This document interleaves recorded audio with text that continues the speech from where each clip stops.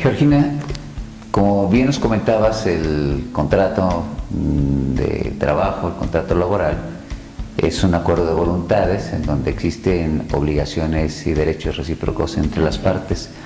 ¿Cuáles serían los principales, no todos, porque nos llevamos un programa en ello, pero los principales derechos que tienen los trabajadores? Bueno, yo creo que, antes que nada, sí, mencionar todos sería complicado, pero creo que es importante mencionar aquellos que los trabajadores deben de tener presentes y que son los que les interesan. Por supuesto, una obligación del patrón y un derecho del trabajador es el salario, ¿sí? Claro. El trabajador tiene ese derecho a percibirlo, como obligación tiene de prestar su servicio, pero no es nada más la obligación de prestar el servicio para el que fue contratado, sino la ley señala prestarlo de la mejor manera, ¿sí? En este caso, lamentablemente luego vemos en la práctica los trabajadores un mal dicho que se usa mucho, hago como que trabajo porque hacen como que me pagan. Cierto, sí. Ahí la situación es, bueno, te contrataron por un salario que tú ya tenías conocimiento. Exacto. El desempeño lo debes de dar en los términos que fuiste contratado, hazlo de la mejor manera y tu patrón cumple con tus obligaciones. ¿Qué derechos tiene un trabajador ya cuando se encuentra desempeñando su servicio? Bueno, pues primero que nada, insisto, el salario tiene que ser por lo menos el salario mínimo. Generalmente el salario afortunadamente se paga un poco más allá de la cantidad que actualmente está vigente, que son 80 pesos con 4 centavos. Que es bajísimo, ¿no? Que es bajísimo y que además es increíble, haciendo un paréntesis, la forma en que se llega a determinar el salario mínimo cada año es una Comisión Nacional de Salarios Mínimos que establece, después de un arduo estudio que se realiza, que cuesta mucho y que cuesta mucho, por cierto, para determinar que el salario que va a cubrir las necesidades de los trabajadores en cuestiones de salud, de educación y hasta de diversión, así lo señala la ley. Exacto, sí. Es ese salario que actualmente está vigente, que acabo de mencionar, y que cada año empieza el 1 de enero. Pero bueno, ese es el salario que está ahorita como el obligatorio para el patrón cubrir al trabajador y que tiene el trabajador derecho de percibir por lo menos ese. El mínimo. El mínimo, por lo menos. Afortunadamente, bueno, hay salarios superiores a esa cantidad. Y en este caso, bueno, también centraría que el derecho a percibir el salario es en términos de lo contratado. Es decir, si no importa que el salario mínimo sea si fui contratado para que me pagaran 100 pesos diarios, 100 pesos diarios es el que tengo que percibir. Ese es mi derecho. Ahora, ¿qué otro derecho se genera? O más, si conforme se van dando revisiones a su contrato, se pueden ir incrementando. De manera obligada, si se percibe el salario mínimo, se tiene la obligación de incrementar en los términos que cada año se incremente el mismo. Sin embargo, si por ejemplo se percibe un salario de 200 pesos diarios, obviamente muy superior al mínimo, no se genera de manera automática el derecho a que cuando se incremente el monto del salario mínimo, se incremente también el monto de su salario.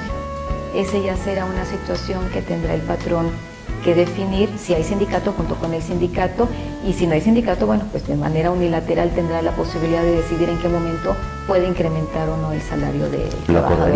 ¿Lo acordarían? Bueno, aquí simplemente si hay un sindicato de por medio. Claro, pero si no... Pero si no lo hay, ahí, el trabajador podrá hacer la petición, pero ya será una decisión unilateral del patrón el decidir si lo incrementa o no. Insisto, cuando está dando un salario superior al mínimo, ahí sí no es una obligación de necesariamente que incrementar cada año, ¿sí? Mientras esté sobre el mínimo, o por lo menos el mínimo, ahí va a estar esta obligación. Antes de que continúes con otros derechos, porque como lo comentas, el salario es el principal, es la contraprestación. La gente trabaja a cambio de una retribución. Sí. Pero ¿cómo se integra el salario? ¿Solamente con el pago pactado o se integra con otras prestaciones? Con otras prestaciones. Incluso la ley establece que el salario se integrará con todas aquellas percepciones que de manera constante esté percibiendo el trabajador. Aquellos bonos que se le otorgan cada 15 días, y su pago es cada 15 días, generalmente hay bonos que se les otorgan, puede ser compensaciones, la denominación que les den. Exacto. Si es una cantidad que de manera permanente esté percibiendo, eso va a integrar salario. Si hay otras prestaciones que incluso en especie se le otorguen, también pueden integrar salario. Es como decir, los vales. Como los vales. Todo lo que reciba un trabajador de manera constante cada 15 días junto con su salario base, por llamarlo de algún modo, todo eso va a integrar el salario que puede ser computado al momento de llevar a cabo el pago de ciertas prestaciones, sí, sobre Aunque todo indemnizatorias. Aunque sea de carácter anual, por ejemplo, el aguinaldo que es anual o el seguro de gastos médicos que es anual, ¿eso forma parte del salario integral? Sí, hay bonos que incluso se otorgan de manera trimestral o bimestral. Los mismos también se harán obviamente la división para repartirlos entre el número de días elaborados y obviamente ese será el salario integrado, ¿sí? Pero sí, efectivamente no es únicamente la percepción, el salario por el que se te contrató, sino si estás percibiendo otros beneficios de manera permanente y constante, todo eso se va a integrar al salario. A veces la comida que se les entrega. También incluso para los trabajadores domésticos, por ejemplo, sí. Los alimentos que se les otorgan o incluso si se quedan a dormir, se les da una habitación, ciertos tipos de trabajos domésticos lo requieren, también pueden formar parte del salario, se puede considerar como parte del salario. Y en ese caso, por ejemplo, porque muchas personas tienen trabajadores domésticos, si se pactara menos del salario mínimo en dinero, lo otro podría ser compensado con la habitación, con la alimentación, o necesariamente tiene que estar el salario mínimo garantizado. Así es. Exactamente. Todo lo demás obviamente va a integrar el salario también, se va a incrementar. Sobre todo tratándose de trabajadores domésticos, es a veces muy complicado establecer los montos porque es difícil, cuánto es lo que se va a calcular por concepto de alimentación o de habitación. Sí es un sector que se considera, de hecho la ley lo tiene como trabajos especiales, porque por ejemplo no tienen ahí la obligación los patrones de la seguridad social, tienen la obligación de apoyar, de auxiliar cuando tienen ese tipo de necesidades, pero aquí no hay la obligación de inscribir al trabajador y afiliarlo, darlo de alta en el Instituto Mexicano del Seguro Social como a cualquier otro trabajador. Esa es una obligación, hablando de derechos y obligaciones. Exacto. Es una obligación del patrón de que tiene que brindar la seguridad social al trabajador, obviamente a través del Instituto Mexicano del Seguro Social, hablando de trabajadores del apartado A del artículo 123 de la Constitución.